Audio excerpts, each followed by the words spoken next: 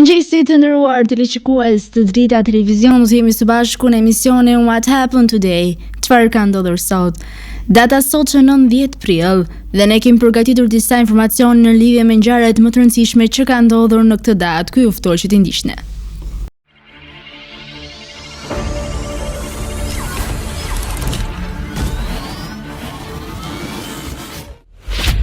10 prill. Ngjarje 1994, forcat e NATO-s për herë të parë nga themelimi bombarduan pozicionet serbe në rrethinën e Gorazdes, Bosnjë-Hercegovinë. Lindje 1847, lindi Josep Putlajzer, gazetar dhe publicist amerikan. 1932, lindi Omar Sharif, aktor filmi egjiptian. 1950, lindi Fatmir Çela, inxhinier ndër qarkut Gjirokastër. Vdekje 1585, vdiq Papa Gregori XIII. 1962, vdiq Stuart Sutcliffe, këngëtar dhe piktor skocez-britanik.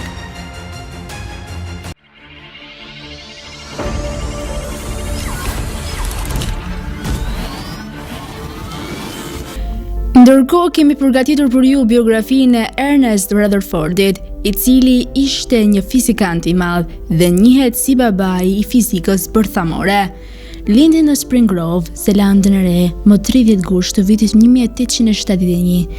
Ishte fëmia e 4 ndër 12 fëmijët e James dhe Martha Rutherfordit. Jati bënte rroba ndërsa ama ishte mësuese. Në vitin 1887, Ernesti fiton bursë në Kolegjin Nelson, në një shkollë 8 vjeçare, ku ai bëhet një djalë shumë popullor, duarart dhe futbollist i zoti. Ishte shumë i mirë në histori, gjuhë dhe në matematikë. Në vitin 1894, diplomohet në Kolegjin e Canterburyt. Ernesti ishte nga natyra eksperimentalist i shkëlqyer me aftësi të madhe për të hyrë në thellësi problemeve shkencore. Karriera e tij e shuar shkencore fillon që me kërkimin e tij të parë gjatë shqyrtimit të magnetizimit të hekurit. Me një rrym alternative që ndryshonte shpejt, gjeti që mund të përdorej për kapjen e valëve elektromagnetike që sapo ishin zbuluar nga fizikanti Hertz, dhe kur ato kishin përshkruar një murtulle. Me këtë punim fiton një bursë ekspozita në vitin 1851, bursë që jepet për të vazhduar studimet në Angli. Rutherfordi mbërri në Cambridge në vitin 1895 dhe fillon të punojë në udhëheqjen e Thomsonit, në atë kohë autoriteti më me zë për dukuritë elektromagnetike. Ata zbuluan se rrezet X prodhonin një gaze sasi të mëdha grimcash të ngarkuara, ione pozitive dhe negative. Më pas Rutherfordi zbulon që rrezet uraniumit prodhonin të njëjta lloje ionesh si dhe rrezet X. Ai përcakton se uraniumi rrezaton të dy lloje rrezatimesh, rrezet alfa dhe beta. Nga viti 1898 deri në vitin 1907, Rutherfordi kryen kërkime në Universitetin McGill në Kanada. Në vitin 1907 shkon në Universitetin e Manchesterit. Ndërkohë në vitin 1908, Rutherfordi bëhet fitues i çmimit Nobel në kimi për studimin e shpërbërjes elementeve dhe në kimin e lëndëve radioaktive. Ndihmesa më e madhe në shkencë e Rutherfordit dhe studentëve të tij të mrekullueshëm vjen në vitin 1911, gjatë vrojtimit të shpërhapjes së grimcave alfa në një fletë metalike. U vurej se disa prej tyre ktheheshin mbrapsht. Rutherfordi argumentoi se një gjë e tillë mund të ndodhte vetëm nëse atomi do të kishte një bërthame për masa shumë të vogla, të ngarkuara pozitivisht. Në vitin 1919, rikthehet në Universitetin e Cambridge-it.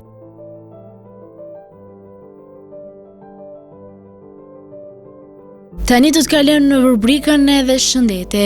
Sot kam përzgjedhur për të folur rreth vlerave ushqyese të Sigmund Freud, i cili është një frut i shëndetshëm dhe ushqyes që është i mbushur me një sër lëndës ushqyese. Është një burim i pastër i antioksidantëve, kalciumit, fosforit dhe flavonoideve. Ai gjithashtu përmban lëndë ushqyese të tjera si natriumi, tiamina, lipoflavina, karotina, fibra, niacin, acid folik, proteina dhe yndyrna. Meqense në jamun ka shumë vitaminë C dhe hekur, ai ndihmon në rritjen e hemoglobinës. Përmbajtja e hekurit e pranishme në jamun funksionon gjithashtu si pastrues gjaku. Jamun e mban zemrën të shëndetshme. Ai është i dobishëm për të mbajtur zemrën tuaj të shëndetshme dhe për të mbajtur larg problemet e zemrës. Fibra dietike dhe antioksidantët në jamun janë ideale për rregullimin e niveleve të kolesterolit dhe pengimin e formimit të pllakave.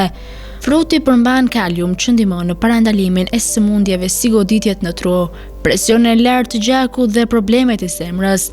Ai gjithashtu përmban dhe lëndëshkyes të tjera etike si acidi elagik, që ka një sasi të konsiderueshme të vetive antiinflamatore.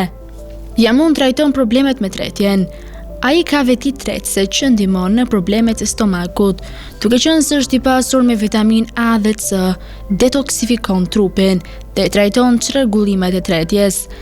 Jamun gjithashtu ka veti antacid që parandalojnë formimin e tepërt të acidit në stomak. Prandaj ndihmon në trajtimin e sëmundjeve të dispepsitit, gastritit, problemeve të ulçrës dhe gjithashtu nxit përthithjen e lëndëve ushqyese. Lufton problemet e frymarrjes. Jamuni konsiderohet si një ilaç tradicional për trajtimin e të gjitha problemeve të frymarrjes. Dihet se ka shumë antibiotik të fuqishëm dhe veti antiinflamatore që ndihmojnë në trajtimin e problemeve si astma, ftohja e zakonshme dhe gripi. Jamun ndihmon në humbjen e peshës, duke qenë se jamun është një frut me pak kalori dhe përmban fibra të larta. Është i përsosur për të përfshirë në recetat dhe dietat për humbje peshe. Ai përmirëson tretjen dhe ndihmon në reduktimin e mbajtjes së ujit në trup. Gjithashtu jamun përmban acid galik dhe acid elagjik që njihet për përmirësimin e mos funksionimit metabolik dhe gradualisht ndihmon në humbjen e peshës. E mban lëkurën e shëndetshme. Jamun detoksifikon dhe pastron gjakun tuaj duke lënë lëkurën tuaj rrezatuese dhe me shkëlqim. Gjithashtu vetitë e vitaminës C në jamun ndihmojnë në neutralizimin e prodhimit të tepërt të vajit dhe trajtimin e njollave të errta. Antioksidantët gjithashtu reduktojnë linjat e imta dhe rrullat. Menaxhimi i diabetit. Sipas një reviste, jamun ndihmon në menaxhimin e diabetit. Përbërësit si jambulin dhe jambosin të pranishëm në fara ngadalsojnë nivelet e glukozës në gjak dhe rrisin nxitjen e insulinës. Forcon dhëmbët dhe mishrat e dhëmbëve. Jamun përdoret dhe për higjienën orale. Është i dobishëm për forcimin e dhëmbëve dhe mishrave të dhëndve. Vetitë antibakteriale dhe prania e vitaminës K që gjendet në jamun ndihmojnë në parandalimin e gjakderrjes së mishrave të dhëndve. Ndërlëndet e tjera ushqyese të ndryshme, vitamina A dhe C, kalciumi, acidi folik dhe fitosterolet ndihmojnë në ruajtjen e indeve të shëndetshme brenda gojës. Ai është përdorur si një ilaç i lashtë për të luftuar mikrobet dhe për të mbrojtur trupin nga infeksionet. Vetitë antibakteriale dhe antimikotike të pranishme në ekstraktin e frutave jo vetëm që largojnë mikrobet dhe bakteret, por gjithashtu punojnë për të trajtuar dhe shëruar plagët. Vetitë bioaktive të jamun reduktojnë lodhjen e topsinë dhe ju japin energji dhe ju bëjnë të ndjeheni më të freskët. Gjithashtu, komponimet fenolike në jamun rrisin imunitetin.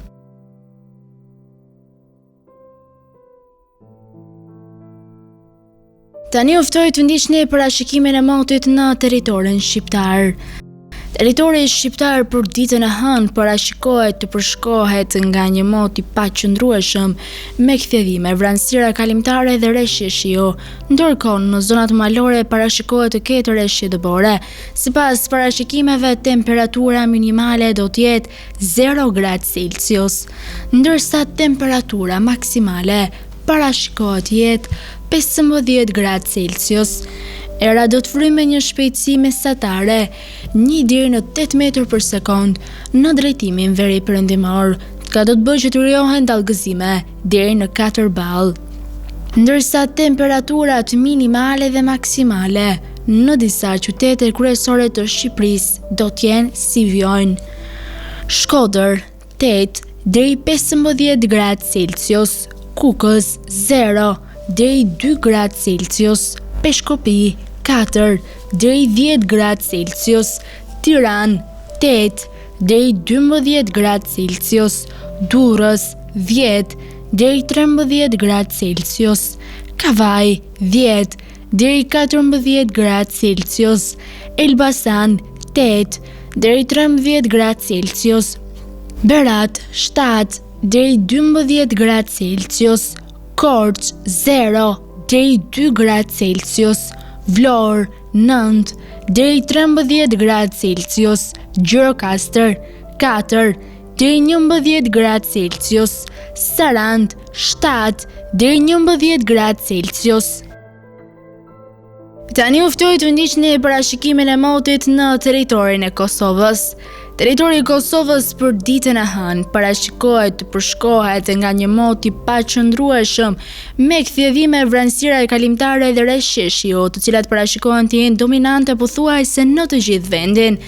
Sipas parashikimeve, temperatura minimale do të jetë 3 gradë Celsius, ndërsa temperatura maksimale parashikohet të jetë 11 gradë Celsius. Era do të frynë në drejtimin juglindor me një shpejtësi mesatare 1 deri në 3 metër për sekond, ndërsa temperaturat minimale dhe maksimale në disa qytete kryesore të Kosovës do të jenë si vijojnë: Mitrovic 4 deri 11 gradë Celsius, Podujev 4 deri 8 gradë Celsius, Skënderaj 4 deri 11 gradë Celsius, Pej 5 deri 9 gradë Celsius, Prishtinë 3 deri 9 gradë Celsius, Gjakov 5 deri 11 gradë Celsius, Malishev 5 deri 11 gradë Celsius, Gjilan 3 deri 9 gradë Celsius, Ferizaj 4 deri 10 gradë Celsius, Kaçanik 4 deri 8 gradë Celsius, Prizren 5 deri 7 gradë Celsius. Të nderuar teleshikues të Drita Televizion, kjo ishte gjithçka e përgatitur në këtë emision. Ndërkohë ju ftoj ta ndiqni në rrjetet tona sociale, Instagram, TikTok, Twitter dhe Facebook. Gjithashtu, nëse dëshironi që ta ndiqni live, mjafton të klikoni në web drita.tv. Kjo ishte gjithçka e përgatitur në këtë emision dhe ju ftoj të ndiqni programacionin në vijim të Drita Televizion.